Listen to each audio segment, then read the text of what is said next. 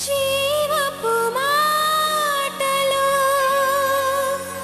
సజీవపు మాటలు నీ బ్రతుకును మార్చి దేవుని మాటలు.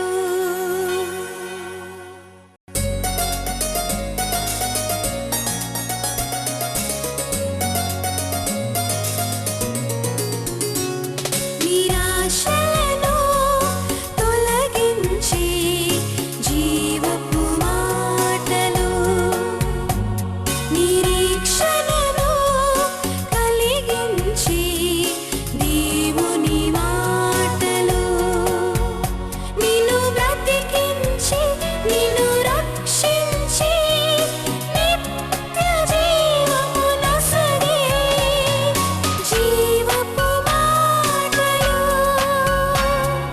జీవపు మాటలు.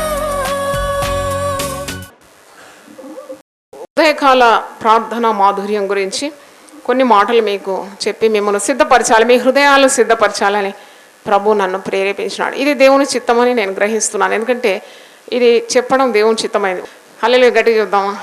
నాకు అప్పుడు అనిపించింది, ఏ మాటలు ఏ సమయము ఎవరు వినాలి, అంతా దేవుని సంకల్పమై ఉన్నది. ఉదయకాలంలో చాలా ఆశీర్వాదాలు దాగుందని మనకు తెలిసిన కార్యమే. ముద్దలో మొదటి పిడికెడు పరిశుద్ధమైతే ముద్దంతయు పరిశుద్ధమే, వేరు పరిశుద్ధమైతే కొమ్మలను పరిశుద్ధములే అని రోమీలకు రాసిన పత్రిక 11వ అధ్యాయము 16వ వచనంలో ఉందంటే ఉదయకాల ప్రార్థన మనలో ఉన్న ప్రతి మాలిన్యాన్ని తొలగిస్తుంది. దేవుని సన్నిధితో మనం నింపబడతాం. అలాగే మనకు దినమంతటి కొరకు నెమ్మదిని సమాధానాన్ని ఇస్తుంది. మరి భక్తుల విజయ రహస్యం కానీ దేవుని కొరకు ఘనమైన కార్యాలు చేసిన వారి రహస్యం అంతా కూడా ఉదయకాల ప్రార్థనలోనే ఉందని మనకు తెలుసు.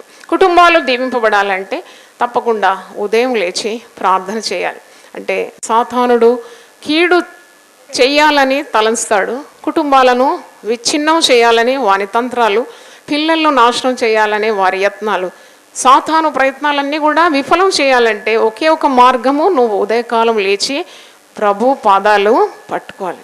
దేవుని రాజ్యము నీతిని వెతుకుతే మీకు ఇవన్నీ కూడా అనుగ్రహింపడి, మీకు కావలసినవన్నీ కూడా దేవుడు అనుగ్రహిస్తాడని యేసుప్రభు చెప్పిన మాట.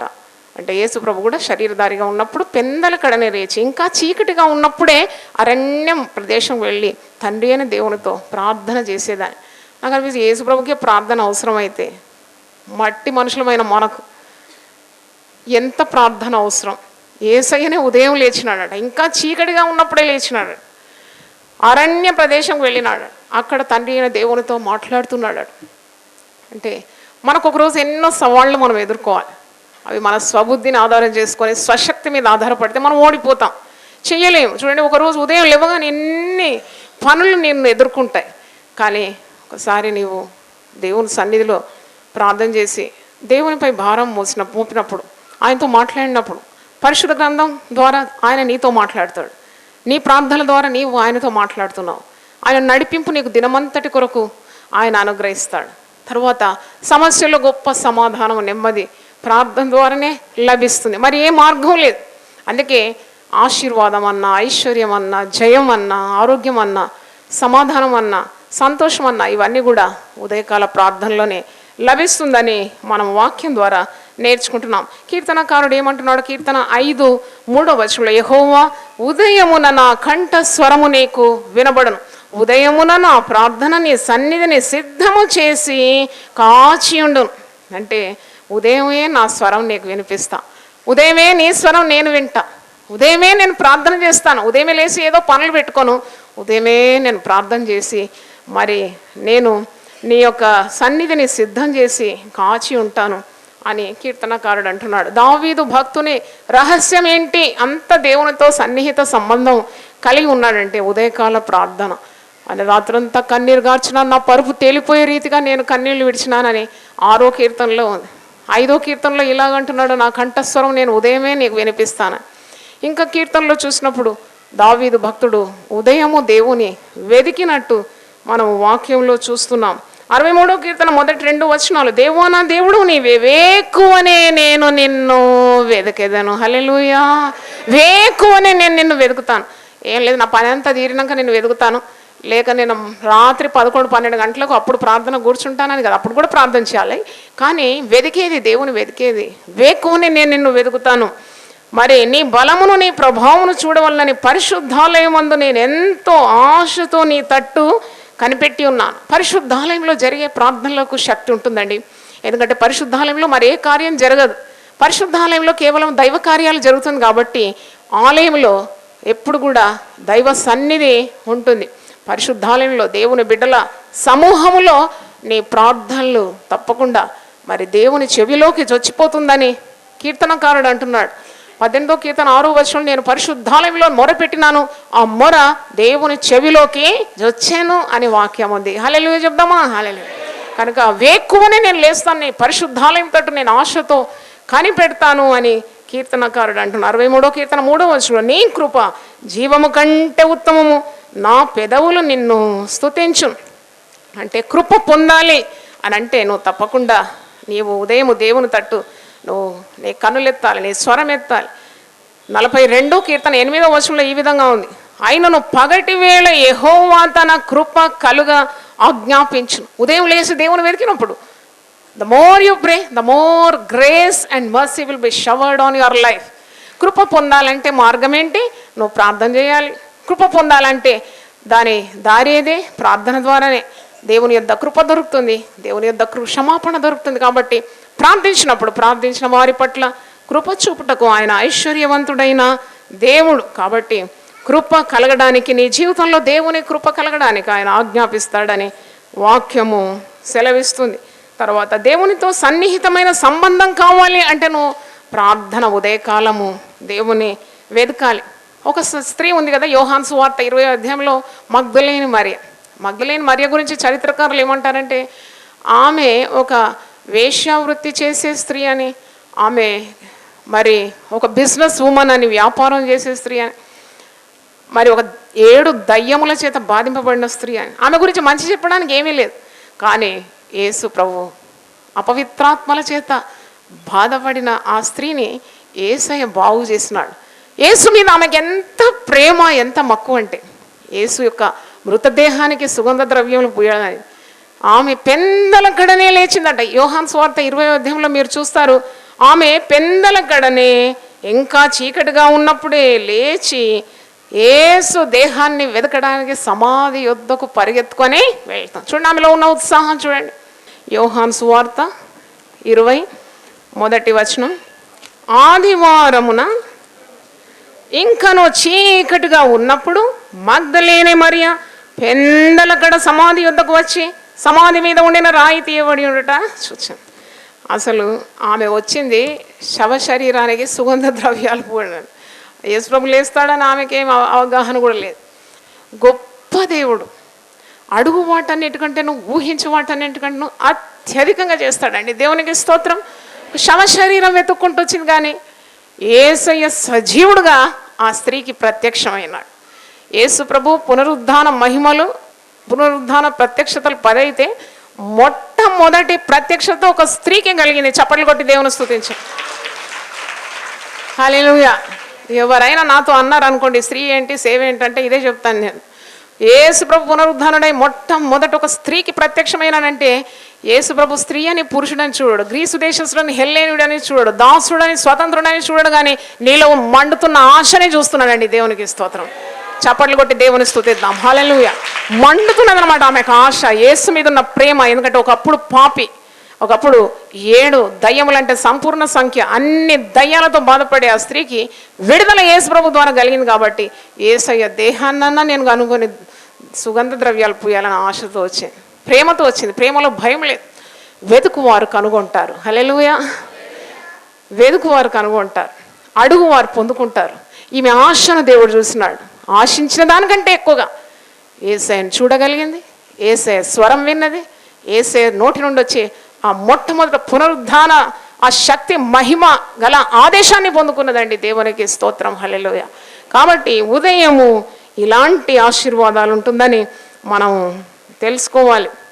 యోబు 1వ అధ్యాయము 4వ వచనం చూడండి. అతని కుమారులందరూ వంతుల చొప్పున అనుదినం ఒకరికొకరు తమ తమ ఇండ్లలో విందు చేయనై కూడినప్పుడు తమ ముగ్గురు అక్కజెళ్ళని తమతో కలిసి అన్నపానములు పుచ్చుకునవలని వారి పిలిపించుచు వచ్చిరి. వారి వారి విందు దినములు పూర్తి కాగా యోబు తన కుమారులు పాపము చేసి తమ హృదయంలో దేవుని దూషించుడేమో అని వారిని పిలువనంపించి వారిని పవిత్రపరిచి అరుణోదయమున లేచి వారిలో ఒక్కొక్కని నిమిత్తమై దహన బలి అర్పించుచు వచ్చాను.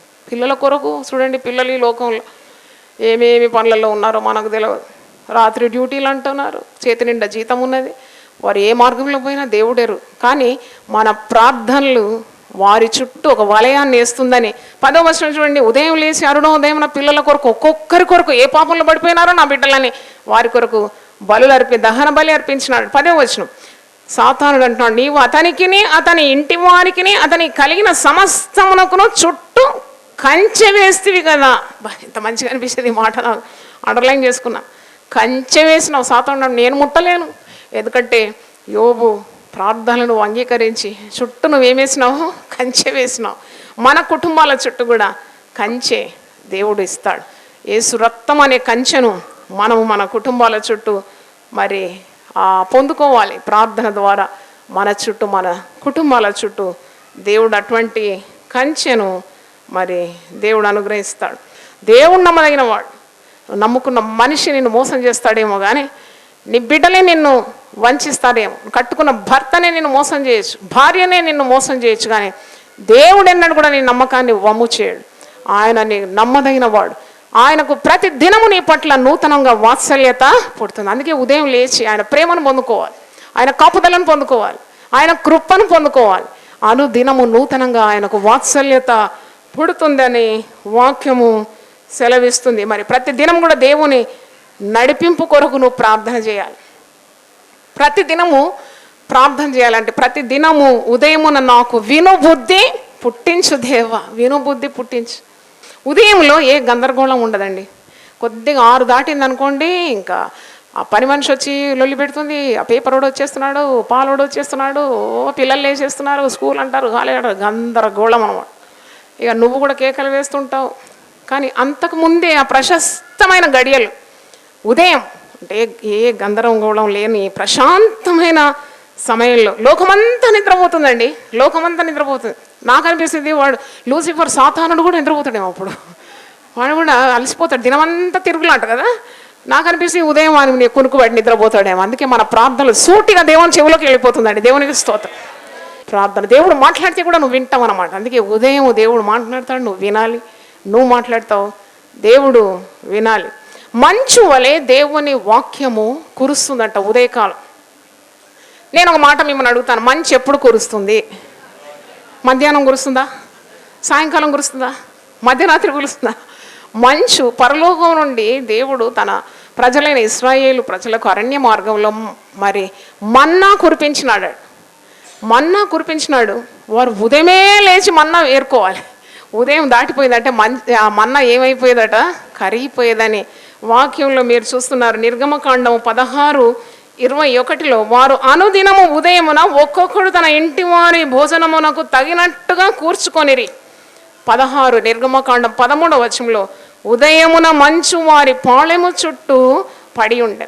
కొద్దిగా తెల్లవారగానే ఆ యొక్క మన్నా కరిగిపోయి వారికి అందకపోయేది. అందుకే వారు ఉదయమే లేచి, వారు ఇంకా సూర్యుడు ఉదయించకముందే లేచి పరలోకం నుండి వచ్చే ఆహారము వారు కూర్చుకొనిరి అని నిర్గమకాండం 16వ అధ్యాయము మీరు చదవండి.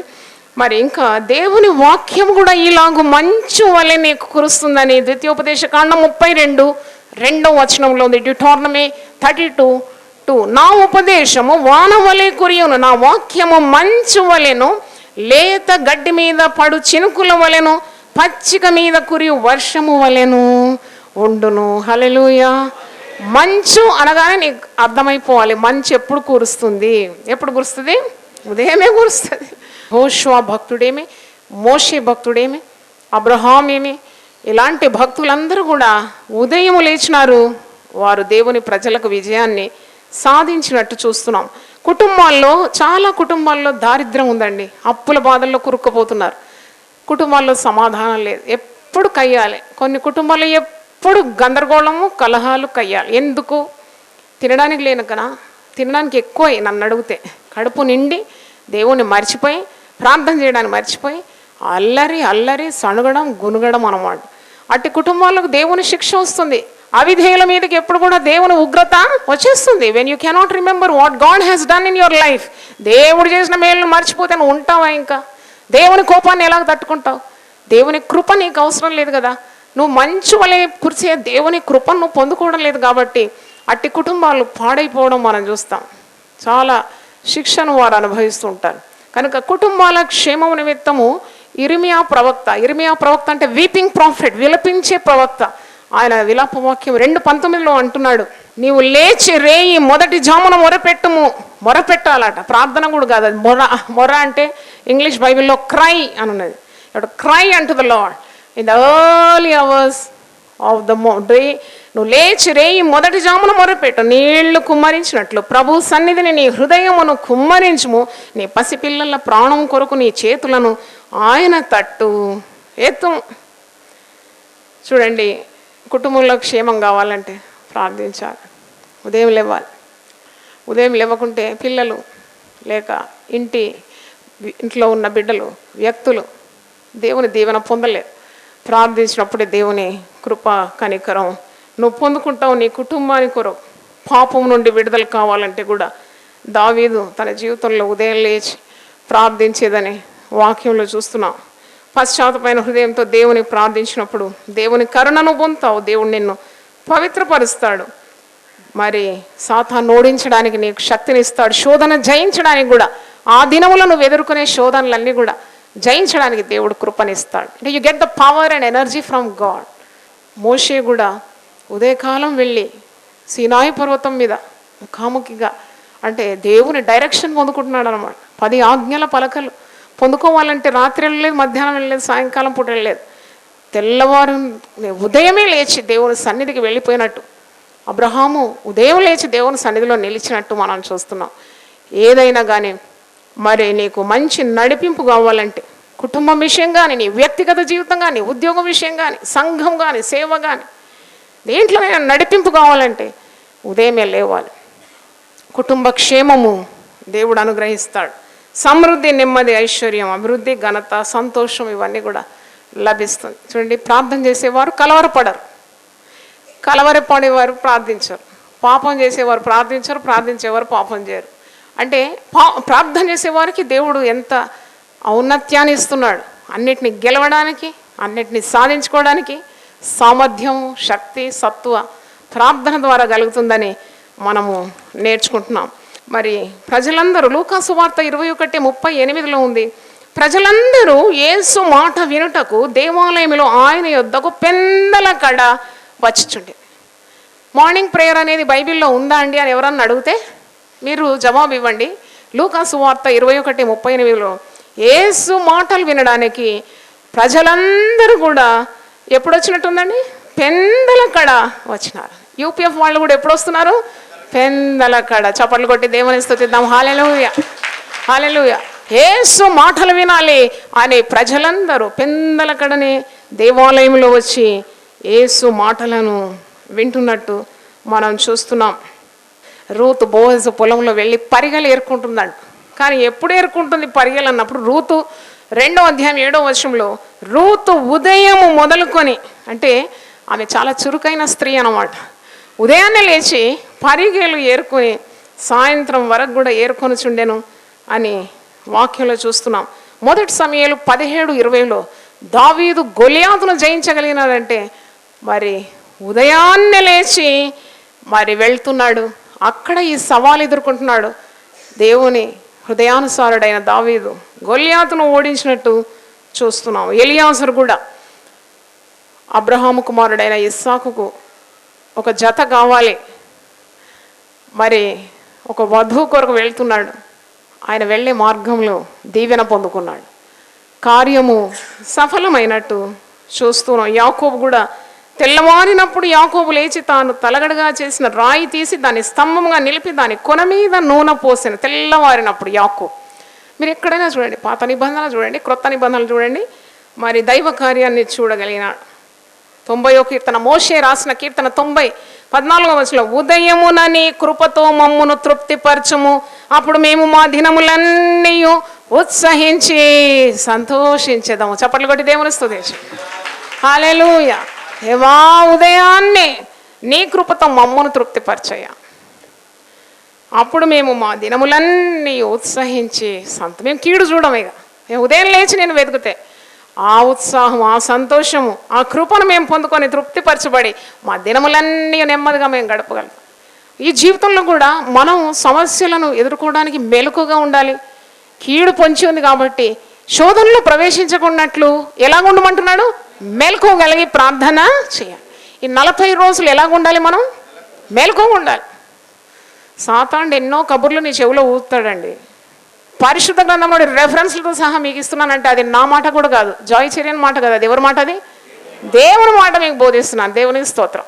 మీరు ప్రార్థనలో చురుగ్గా ఉండండి, ఉదయం లేవండి, మెలకుగా ఉండండి, శోధనలో ప్రవేశించకుండా మీరు చురుగ్గా ఉండాలని యేసు ప్రభువే మనకు బోధిస్తూ ఉన్నాడు. మరి ఇక్కడ చూసినప్పుడు యుదార్థవంతులు ఉదయమున భక్తిహీనులను ఏలుదురని కీర్తనలు 49:14 వచనంలో చూస్తున్నాం. ఇంకో మాట 30వ కీర్తన 5వ వచనంలో ఉంది, సాయంకాలమున ఏడుపు వచ్చి రాత్రి ఉండినను ఉదయము నీకు సంతోషము కలుగును. హల్లెలూయా.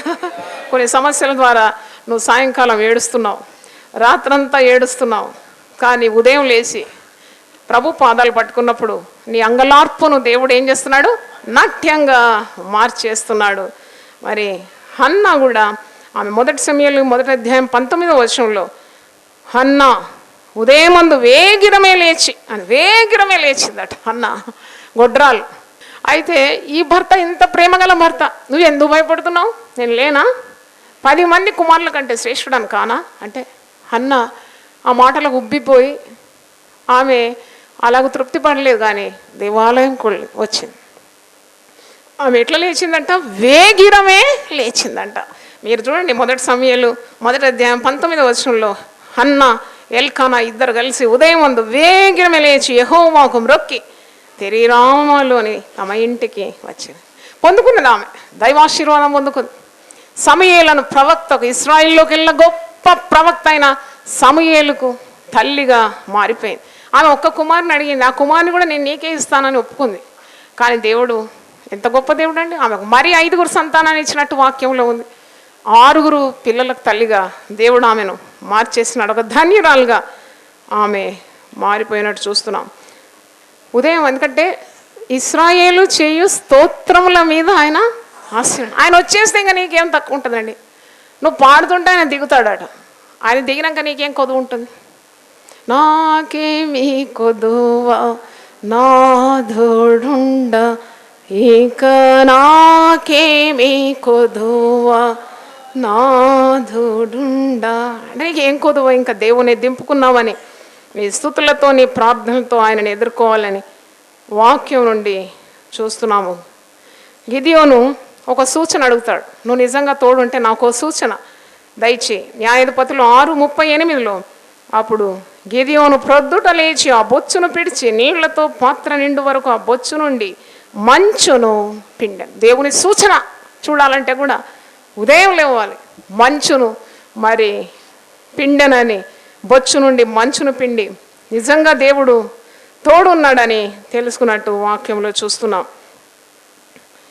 అపోస్తలు కూడా అపోస్తల కార్యము 5:21లో అపోస్తలు తెల్లమారగానే దేవాలయంలోనికి వెళ్ళి బోధించుచుండిరి. తెల్లవారగానే వారు బోధించినారని, దేవాలయంలోకి వెళ్ళినారని వాక్యంలో చూస్తున్నాము. చివరిగా ఒక్క మాట 143వ కీర్తన 8వ వచనం చూడండి. Psalms 143, 8th verse. నీ యందు నేను నమ్మిక ఉంచున్నాను, ఉదయమున నీ కృపావార్తను నాకు వెరిపింపు. ఉదయమున నా కృప, ఈ ప్రార్థన మీరు చేయాలి. దేవా, ఉదయాన్నే నేను వెళ్తున్నాను ఆలయానికి, ఇన్ని మరి వాక్య భాగాలు నేను ఈరోజు విన్నాను. ఉదయాన్నే నేను వెళ్ళి నీ యొక్క కృపా వార్తను నేను వినాలి. 40 రోజులు నా కొరకు సిద్ధపరిచిన ఆ కృపా వార్తను పరిశుద్ధాలయంలో దేవుని బిడ్డల సహవాసంలోకి నేను వెళ్తున్నాను. పెందలకడ నేను లేస్తున్నాను, నిద్రను త్యాగం చేస్తున్నాను, నా శరీరాన్ని సజీవ యాగంగా సమర్పించుకుంటున్నాను. నిన్ను వేక్కువనే వెతకడానికి ఇచ్చిన భాగ్యం కొరకు స్తోత్రం. నా హృదయాన్ని నువ్వు సిద్ధపరచు. నేను విడిచిపెట్టాల్సిన ప్రతి అవినీతి కార్యాన్ని, దుర్మార్గాన్ని, చెడుతనాన్ని విసర్జించి హృదయం అనే నేలను సిద్ధపరచుకొని ఆ వాక్యం అనే విత్తనము నా హృదయంలో పడాలని, అది మరి గొప్పగా వర్ధిల్లాలనే కోరికతో మనం ప్రార్థన చేసుకుందాం, సిద్ధపడదాం. మరి ఈరోజు ఈ వర్తమానం ద్వారా ఉదయకాల ఆశీర్వాదం, ఉదయకాల మాధుర్యాన్ని మీరు విన్నారు. మరి మిమ్మల్ని కోరుతున్నాను, తలలు వంచండి, ప్రార్థన చేసుకుందాం. అనేక ఆత్మలు నీ సన్నిధికి రావడానికి సహాయం దయచేయి. అనేక ఆత్మలు రక్షింపబడుట కృప దయచేయి.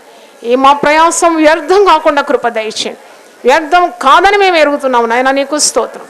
నాయన ఈ సమయంలో ప్రభు నిలిచిన ప్రతి ఒక్కరి కొరకు నేను విజ్ఞాపన చేస్తున్నాను. టీవీ ద్వారా దేవుని వాక్యం విన్న బిడ్డలను కూడా మీరు మరి దర్శించమని మేము ప్రార్థిస్తున్నాం. ప్రాంగణంలో ఉండేవారు, మందిరంలో ఉండేవారు, మిద్దల మీద నిండుగా కూర్చున్న బిడ్డలు, నిల్చున్న బిడ్డలు, ప్రతి ఒక్కరిని మీరు చూస్తున్నారు ప్రభువా.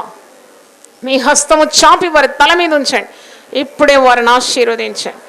గొప్ప చురుకైన ఆత్మతో నింపునైనా నీ ఆత్మను కుమరించండి వారి మీద. వారి శరీరము, ఆత్మను, ప్రాణాన్ని బలపరచమని ప్రార్థిస్తున్నాం. వేకునే నువ్వు వెతకడానికి సహాయం దయచే. ఈ కార్యం ద్వారా నైనా ప్రతి కుటుంబంలో అద్భుతములను కనపరచమని, వింత కార్యాలు చేయమని, ఆశ్చర్య క్రియలు జరిగించమని యేసు పరిశుద్ధ నామములో అడిగి వేడుకుంటున్నాను తండ్రి. ఆమేన్. దేవుడు మనల్ని సమృద్ధిగా ఆశీర్వదించును గాక.